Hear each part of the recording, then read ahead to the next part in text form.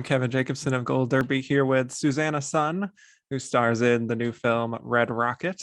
And to start off, I was reading about how the director Sean Baker was just he discovered you in LA and he didn't call you back for another 2 years.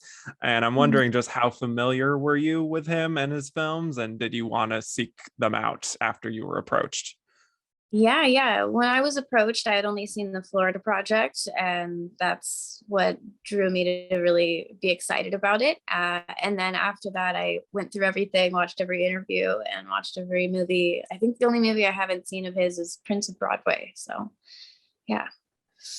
Was there something kind of about his style that you really kind of appreciated and you're watching? Yeah, just how real and raw it looks, like a slice of life. It's nice. Yeah. Yeah. And so when you were looking at the script, what were the elements that just stuck out to you as far as your understanding of Strawberry, and what challenges you might face in playing this character?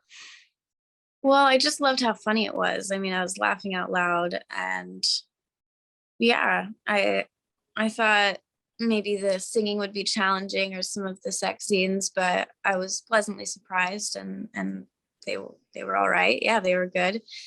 But no, I fell in love with the script, and how hopeful, and yeah, just how interesting Strawberry is. What a strong character, and how she's really not the naive one in the situation, Mikey is. And yeah, I just like that. I like that tightrope that she walks on. Yeah. And there's obviously a trickiness in the material here where Strawberry is still in high school and getting involved with this older man. But like you said, it's not like she's naive. She has agency, and sometimes she even takes control of a situation. So I was wondering, just as you were sort of analyzing the character and getting into it, what do you think it is that she sees in Mikey that makes him so attractive to her outside of, physical aspects? She sees him as a ticket out of Texas and to somewhere else where she can really chase her dreams, whatever they may be. So, yeah, Hmm. away. Right. And, working with Simon Rex for pretty much all of your scenes, what were you able to find common ground on to sort of make that relationship feel authentic? Because I know you didn't have a lot of time, outside of it. Yeah. That's due to Simon and how funny he is and just easy to get along with people. I mean, he just made it so easy. And our first day, yeah, he just broke the ice with jokes. And yeah, we had dinner like the night before, made a lasagna. It was sweet. Yeah. I actually interviewed him yesterday, and he was mentioning that, whenever you were outside of a scene, you were a little bit nervous about whether or not you nailed it, but pretty much every time you were able to. So, Oh, that's nice. That's nice to yeah. hear. Thanks, Simon. And you share a number of more intimate scenes, and I'm curious if you had any nerves about those, and also just what Sean Baker did and the production did to make you feel safe in those more vulnerable scenes.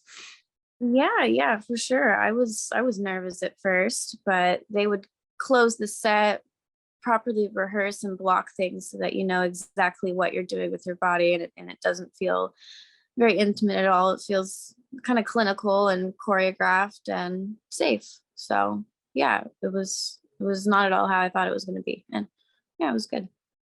Hmm. Was there kind of a day on set for you that you felt like, this is a big day, it's an important scene that you have to nail, that you maybe felt some pressure for, that when you look back on it, it still stands out even to this day as just the most memorable one for you? Yeah, definitely the roller coaster day. I Hmm. was dreading that because not only did I have to look happy on a roller coaster that I was miserable to be on, I was just really scared. I had to say lines at the certain ticks of the roller coaster. So like by the seventh tick or something, I had to have said a certain line, and it was just I didn't want to have to redo it. I only wanted to ride the roller coaster, once. So that was really difficult. And when I finished, I finally felt like I could call myself an actor. I was like, all right, I felt like I've been hazed. Like it was terrifying, but yeah, it was a hard day. Yeah.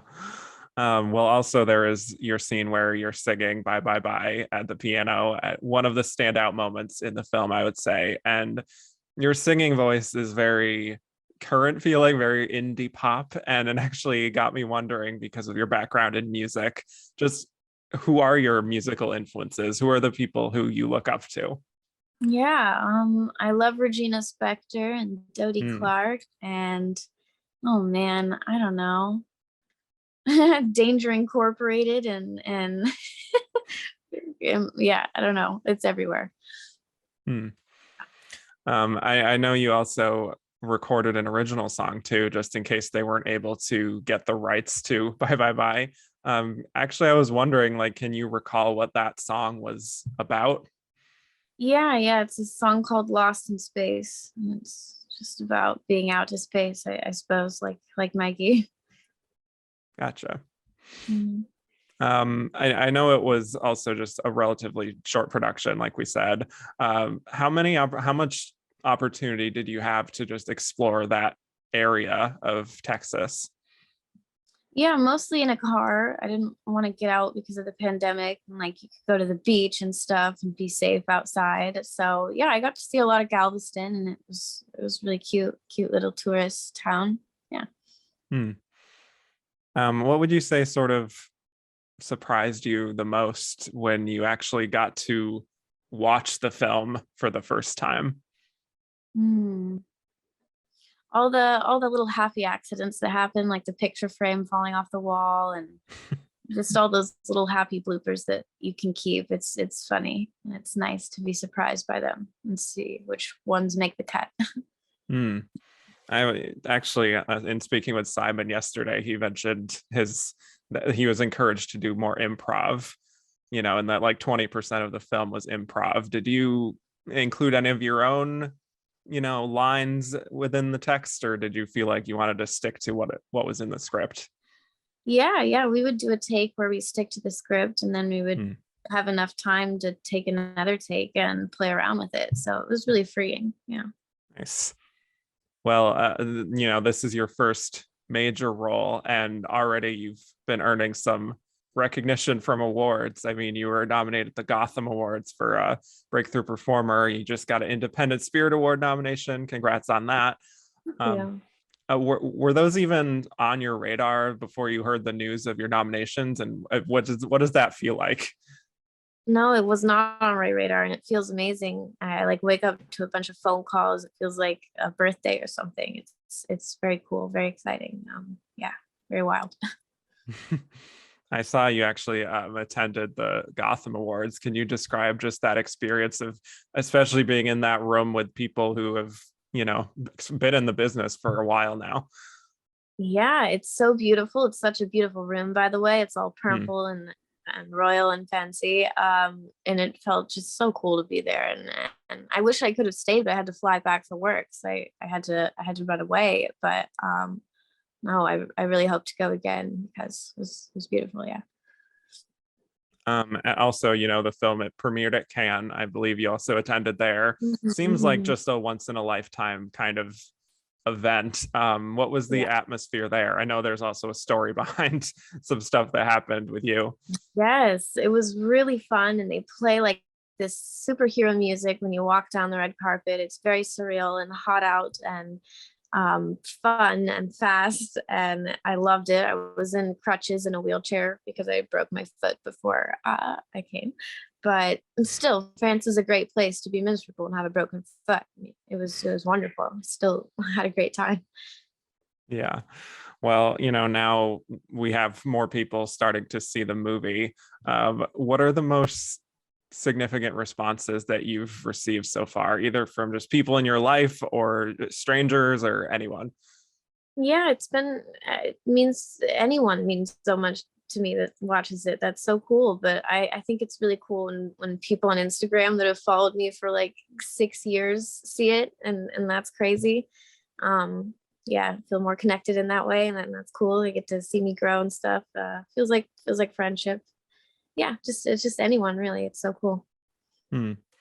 And well, yeah, we were talking earlier about this next project that you're working on, which is a show for HBO called The Idol, where you're starring alongside The Weeknd and Lily Yeah, Rose Depp and this really awesome cast. What has that experience been like so far? it's been wild. I think I worked like like 15 hours one day, and then I was just smiling on the way home because yes, I'm exhausted and insane, but I love it, and it's so fulfilling. And Amy, the director, is incredible. Like oh, I love it.